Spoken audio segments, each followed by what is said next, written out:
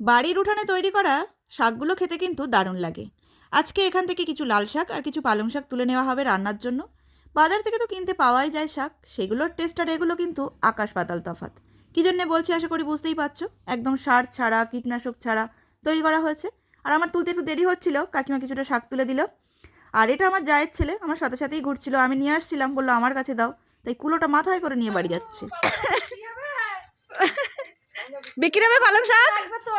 ওই দেখো সবাই কি বলছে, পালং শাক বিক্রি হবে। ওই দেখো ওই ঠাম্মি ডাকছে, এদিকে নিয়ে।